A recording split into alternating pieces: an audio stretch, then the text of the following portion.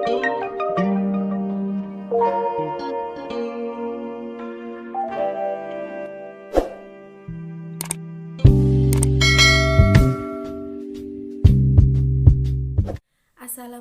warahmatullahi wabarakatuh. Perkenalkan, nama saya Yulia Indrianti, NIM T 2019-12-17. Nah, di video kali ini saya akan menjelaskan tentang RPP yang sudah saya susun. Lebih jelasnya, simak terus videonya. Baik, di sini saya akan menjelaskan tentang RPP yang sudah saya susun, yaitu satuan pendidikannya SMP 1 Panarukan, mata pelajaran Pendidikan Agama Islam dan Budi Pekerti, kelas atau semester yaitu kelas 8 semester genap, materi pokok Sejarah Pertumbuhan Ilmu Pengetahuan pada Masa Umayyah, kemudian alokasi waktunya 3x3 JP, tahun ajaran 2020-2021. Nah, sesudah identitas langsung saja ke poin A, yaitu kompetensi inti. Pada kompetensi inti ini biasanya diberikan oleh dosen yaitu dari Permendikbud nomor 37 tahun 2018. Jadi kita tinggal mengkopas atau mensalinnya saja. Meskipun kita membuat atau menyusun RPP sendiri, untuk KI ini tinggal mengkopas atau menyalinnya saja dari Permendikbud nomor 37 tahun 2018. Nah, salah satu contohnya yaitu KI 1, menghargai dan menghayati ajaran agama yang dianutnya. Kemudian lanjut ke penjelasan poin B, yaitu kompetensi dasar dan indikator pencapaian kompetensi. Nah, yang pertama yaitu kompetensi dasar. Untuk kompetensi dasar ini sudah ada di silabus Kementerian Pendidikan dan Kebudayaan tahun 2017. Jadi kita tinggal mengkopas atau menyalinnya saja. Salah satu contohnya yaitu pada kompetensi dasar 1.13 meyakini bahwa pertumbuhan ilmu pengetahuan pada masa Bani Umayyah sebagai bukti nyata agama Islam dilaksanakan dengan benar. Nah, untuk indikator pencapaian kompetensi ini memang harus kita yang membuatnya sendiri. Misal jika KD-nya 1.13, maka indikatornya yaitu 1.13.1. Bagaimana cara mencari indikator pencapaian kompetensi? Nah, cara mencari indikator atau membuat indikator pencapaian kompetensi yaitu kita harus melihat kata kerja yang digunakan dalam KD tersebut, kemudian bandingkan kata kerja tersebut yang ada di masing-masing KD dengan menggunakan tabel KKO, yaitu kata kerja operasional taksonomi Bloom yang edisi revisi. Nah, misalkan contohnya pada KD pertama yaitu 1.13 meyakini bahwa pertumbuhan ilmu pengetahuan pada masa Bani Umayyah sebagai bukti nyata agama Islam dilaksanakan dengan benar. Berarti kata kerja yang ada pada KD 1.13 yaitu meyakini.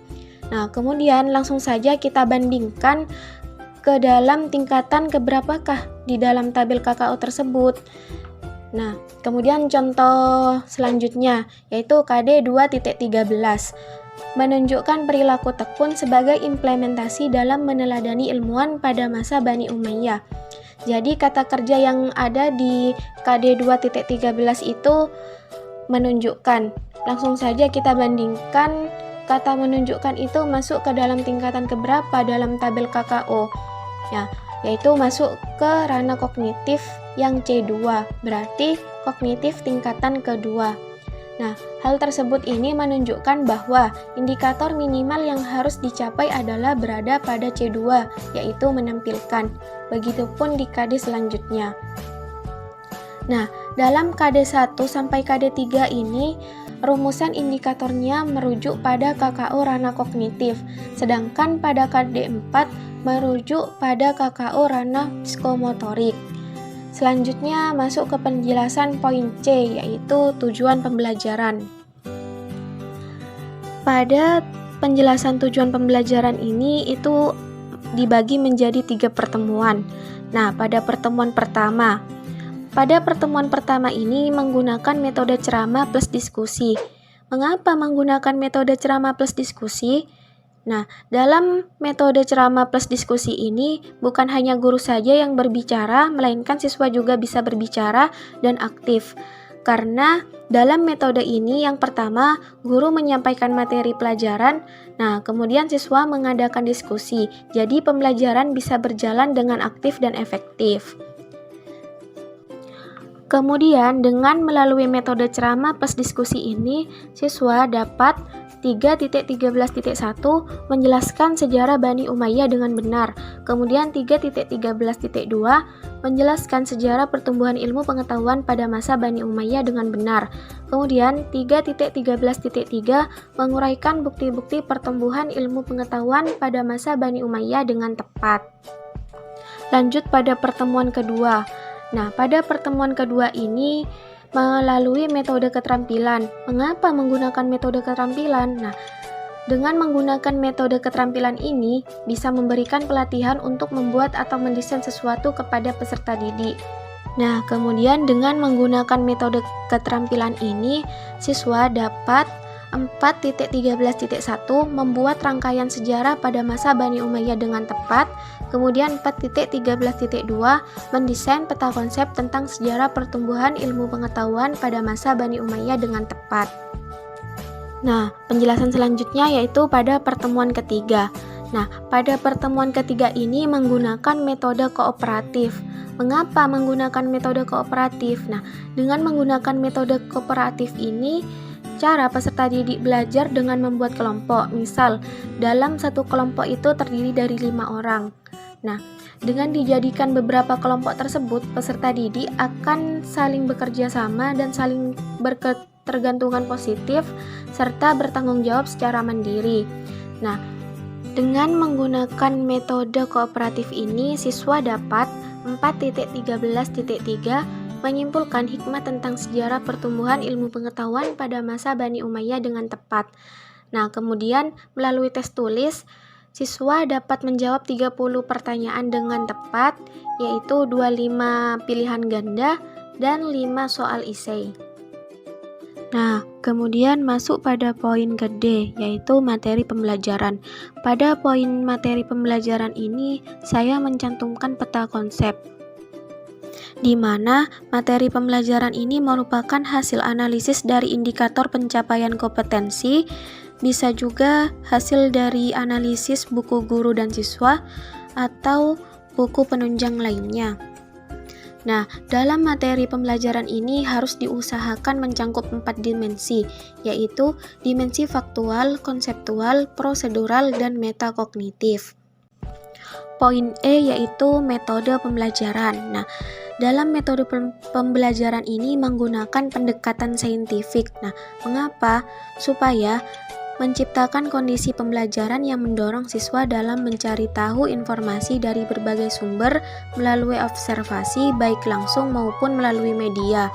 Nah, jadi di sini siswa juga berperan aktif, tidak hanya sekedar diberitahu oleh guru. Kemudian metodenya yaitu ceramah plus diskusi, keterampilan, dan kooperatif. Nah, untuk metode ini sudah dijelaskan di poin tujuan pembelajaran. Kemudian tekniknya yaitu teknik tanya jawab, peta konsep, dan jigsaw. Kemudian pada poin F yaitu media pembelajaran ada 2. Yang pertama slide PPT tentang sejarah pertumbuhan ilmu pengetahuan pada masa Umayyah dan video pendek tentang sejarah pertumbuhan ilmu pengetahuan pada masa Umayyah. Nah, mengapa menggunakan 2 media tersebut? Supaya siswa bisa paham dengan materi yang dijelaskan oleh guru, kemudian tahu tentang gambaran sejarah pertumbuhan ilmu pengetahuan pada masa Bani Umayyah melalui video pendek tersebut. Lalu poin G yaitu sumber belajar. Sumber belajar itu ada 4. Yang pertama, buku teks pendidikan agama Islam dan budi pekerti kelas 8, kemudian buku-buku penunjang PAI kelas 8, Al-Quran dan terjemah, dan internet. Nah, penjelasan selanjutnya yaitu poin H tentang langkah-langkah kegiatan pembelajaran. Nah, pada langkah-langkah pembelajaran ini terdiri dari 3 komponen, yaitu pendahuluan, kegiatan inti, dan penutup. Kemudian untuk pertemuan pertama pada pendahuluan ini, guru membuka pembelajaran dengan salam dan doa bersama dengan dipimpin oleh ketua kelas. Kemudian guru memeriksa kehadiran, kerapian pakaian, posisi, dan tempat duduk peserta didik. Selanjutnya, guru memberikan motivasi dan mengajukan pertanyaan secara komunikatif yang berkaitan dengan materi pembelajaran. Kemudian, guru menyampaikan tujuan yang akan dicapai. Yang terakhir, guru membagi peserta didik dalam beberapa kelompok. Nah, dalam kegiatan pendahuluan ini alokasi waktunya itu 10 menit. Kemudian untuk kegiatan inti ini alokasi waktunya yaitu 100 menit. Nah, dalam kegiatan inti ini dalam kurikulum 2013 menggunakan pendekatan saintifik yang dimana dikenal dengan 5M, yaitu mengamati, menanya, kemudian mengeksplorasi, mengasosiasi, dan mengkomunikasikan. Nah, dalam hal ini itu tidak ada ketentuan tentang susunan 5M tersebut. Jadi bisa dirubah, entah itu diurut maupun tidak. Misalkan biasanya mengamati itu kan awal. Misal mau dirubah ke menanya, itu tidak apa-apa. Nah, kemudian juga bisa meskipun tidak menggunakan 5M tersebut. Nah, minimal itu menggunakan 3M itu tidak masalah. Dalam pertemuan pertama di kegiatan inti ini saya menggunakan pendekatan saintifik, yaitu mengamati, menanya, eksperimen, dan mengkomunikasikan. Kemudian dalam kegiatan penutup yaitu guru menyampaikan penguatan materi tentang pembelajaran hari ini. Guru memberi reward kepada kelompok yang terbaik atau aktif dalam diskusi. Kemudian guru menyampaikan rencana pembelajaran pada pertemuan berikutnya. Kemudian berdoa bersama-sama dipimpin oleh ketua kelas, dan yang terakhir guru menutup pembelajaran dengan salam. Kemudian pada pertemuan kedua yaitu sama, ada 3 komponen juga. Nah, di pendahuluan itu sama dengan pertemuan pertama. Kemudian di dalam kegiatan inti ini saya menggunakan pendekatan saintifik 3M, yaitu mengamati, eksperimen, dan mengkomunikasikan. Kemudian penutupnya juga kurang lebih sama dengan pertemuan pertama. Kemudian untuk pertemuan ketiga yaitu terdiri dari pendahuluan, kegiatan inti, dan penutup. Nah, di dalam pertemuan ketiga ini di kegiatan inti saya menggunakan pendekatan saintifik tentang mengamati, asosiasi, dan mengkomunikasikan. Untuk kegiatan penutup di pertemuan ketiga itu juga sama, tetapi di sini guru itu memberikan tugas, pilihan ganda, dan esai agar mengetahui pemahaman peserta didik. Lanjut poin I yaitu penilaian. Nah, untuk instrumen penilaian ini sudah ada dalam buku guru yang diterbitkan oleh Kemendikbud, yaitu aspek yang dinilai antara lain penilaian sikap, pengetahuan, dan keterampilan. Untuk penilaian sikap ini dilakukan melalui penilaian diri dan observasi. Kemudian untuk penilaian pengetahuan ini bisa dilakukan melalui tes tulis, tes lisan, tanya jawab, serta penjelasan. Untuk penilaian keterampilan itu bisa dilakukan melalui praktek, proyek, produk, dan portofolio. Nah, kemudian pada penilaian sikap ini saya menggunakan penilaian diri dan observasi. Mengapa? Nah, dalam penilaian ini saya lakukan untuk pembinaan dan pembentukan karakter peserta didik sehingga bisa dijadikan alat konfirmasi dari penilaian sikap peserta didik. Nah, kemudian skornya yaitu 1 tidak pernah, 2 kadang-kadang, 3 sering, 4 selalu. Kemudian yang untuk observasi yaitu aspek yang diamati. 1. Meyakini bahwa pertumbuhan ilmu pengetahuan pada masa Bani Umayyah sebagai bukti nyata agama Islam dilaksanakan dengan benar. Kemudian yang kedua, menyetujui bahwa pertumbuhan ilmu pengetahuan pada masa Bani Umayyah sebagai bukti nyata agama Islam dilaksanakan dengan benar. Kemudian yang ketiga, menunjukkan perilaku tekun sebagai implementasi dalam meneladani ilmuwan pada masa Bani Umayyah. Kemudian untuk penilaian pengetahuan, di sini saya menggunakan tes tulis. Mengapa menggunakan tes tulis? Yaitu untuk mengetahui sampai mana siswa paham akan materi yang sudah dijelaskan. Nah, untuk penilaian pengetahuan itu ada 5 soal. Yang pertama, jelaskan sejarah Bani Umayyah, yaitu poinnya 20. Yang kedua, jelaskan sejarah pertumbuhan ilmu pengetahuan pada masa Bani Umayyah, poinnya juga 20.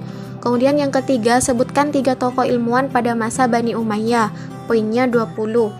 Terus nomor 4, sebutkan bukti-bukti dari sejarah pertumbuhan ilmu pengetahuan pada masa Bani Umayyah, poinnya 20. Dan yang kelima itu, jelaskan apa saja hikmah dari sejarah pertumbuhan ilmu pengetahuan pada masa Bani Umayyah. Untuk penilaian keterampilan, yaitu nilainya saya menggunakan 1-5, yaitu keterangannya: 1. Membuat rangkaian sejarah pada masa Bani Umayyah. 2. Mendesain peta konsep tentang sejarah pertumbuhan ilmu pengetahuan pada masa Bani Umayyah dengan tepat. Yang ketiga, mencari bukti-bukti sejarah pertumbuhan ilmu pengetahuan pada masa Bani Umayyah. Yang keempat, menceritakan bukti-bukti sejarah pertumbuhan ilmu pengetahuan pada masa Bani Umayyah. Yang kelima, yaitu membuat gambaran atau kesimpulan dari tayangan video pendek tentang sejarah pertumbuhan ilmu pengetahuan pada masa Bani Umayyah. Kemudian skor penilaiannya yaitu ada A, B, C, dan D, yaitu A tidak bisa, B bisa, C terbata-bata, D lancar. Kemudian perolehan nilainya yaitu nilainya dikali 100. Skor maksimalnya yaitu kriteria penilaian A 80 sampai 100 itu sangat baik, kemudian B 70 sampai 79 itu baik, C 60 sampai 69 itu cukup, D 60 itu kurang. Nah, itu tadi video penjelasan rencana pelaksanaan pembelajaran dari saya. Kurang lebihnya mohon maaf. Wabillahi taufiq wal hidayah. Assalamualaikum warahmatullahi wabarakatuh.